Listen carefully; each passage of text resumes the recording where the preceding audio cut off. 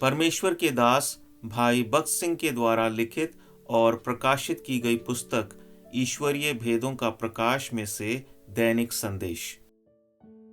30 अप्रैल। ये बातें सुनते ही मैं बैठकर रोने लगा और विलाप करता और स्वर्ग के परमेश्वर के सम्मुख उपवास करता और प्रार्थना करता रहा। नहम्याह पहला अध्याय और उसका 4था वचन। यरूशलेम शहर तथा उसके फाटक जले हुए थे और शहरपना को तोड़ दिया गया था। ऐसा संदेश कुछ यहूदियों के द्वारा नहम्याह के पास पहुंचा। नहम्याह पहला अध्याय उसका 2 और 3 वचन। तब उसने आंसुओं तथा उपवास सहित प्रार्थना करना आरंभ किया। उसने परमेश्वर को उसके वायदों की याद दिलाई जो उसने इजराइलियों से किए थे। उसने अपने पाप मान लिए और अपने बाप दादाओं के पाप तथा अपने जाति भाइयों के पापों को भी मान लिया।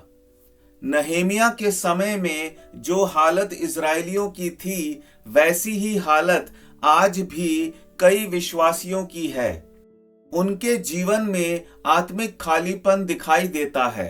कारण यह है कि उन्होंने परमेश्वर को, उसके वचन को और उसके घर अर्थात मंडली को अपने जीवन में उचित स्थान नहीं दिया। पहला कुरिन्थियों और उसका 3 अध्याय और पहले से 3 वचन। जब हम नम्र बनते हैं और सच्चे पश्चाताप के साथ परमेश्वर की ओर फिरते हैं तथा पूरे हृदय से उसको मान देते हैं, तब ही हम उसकी भरपूर आशीषें प्राप्त कर सकते हैं। जब हम परमेश्वर की उपस्थिति में कांपते हैं और पाप मान लेते हैं, तब परमेश्वर हमारी प्रार्थना सुनता है, हमारे पाप क्षमा करता है और हमें आशीष देता है।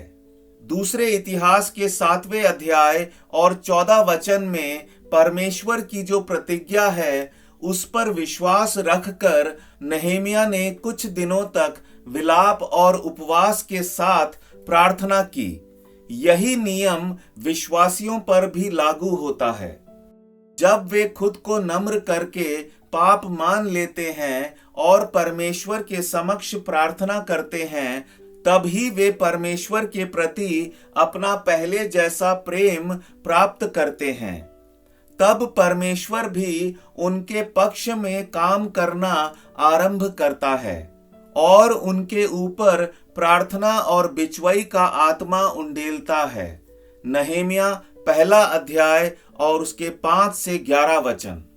इस प्रकार हम देखते हैं कि खुद को नम्र करने के द्वारा, हमारे अपराध मान लेने के द्वारा तथा परमेश्वर के साथ सब कुछ ठीक ठाक करने के द्वारा ही हमारा जीवन पूरी तरह से फलवंत होता है।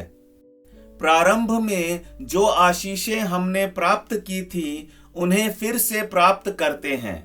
प्रभु आपको बहुतायत से आशीष दे।